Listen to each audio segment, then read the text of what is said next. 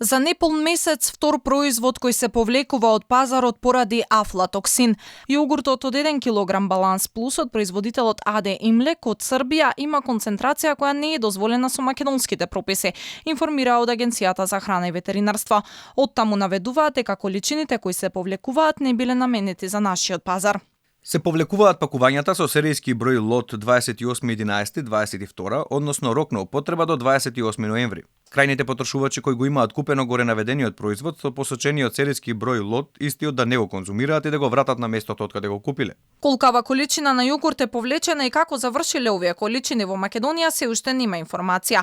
Пред само 2 недели на 7 овој месец беше повлечено трајното млеко Милкано 3,2% маслено споради истата причина. Стануваше збор за 20 тони трајно млеко увезено од Босна и Херцеговина, каде беше пронајдена недозволена количина на афлатоксин.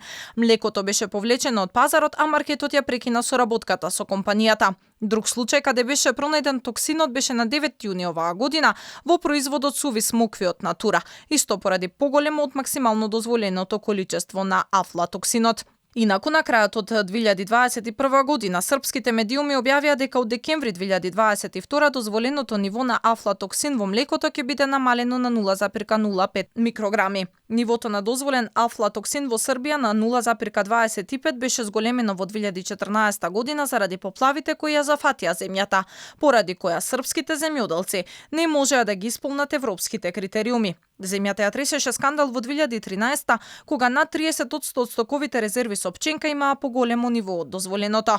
Европската комисија, оценувајќи ја безбедноста на храната во Србија, Црна Гора, Македонија и Турција во својот извештај за Србија посочи дека земјата мора да внимава на афлатоксинот во млекото. Како што е забележано веќе неколку години, дозволеното ниво на афлатоксини во млекото останува 5 пати повисоко од границата на Европската унија. Србија треба постојано да врши анализи пред пристигнување и пред поаѓање, вклучувајќи проверки за безбедноста на храната во согласност со правилата на Европската унија. Инаку афлатоксинот настанува со развој на вид на мувла која се развива во регионите со влажна клима, ама како последица на суша. Го има во млекото преку пченката со која се храни стоката. Дозволената концентрација на афлатоксинот во млекото во Македонија и Србија е 0,05 микрограми на 1 килограм. Во Европската унија е 0,025.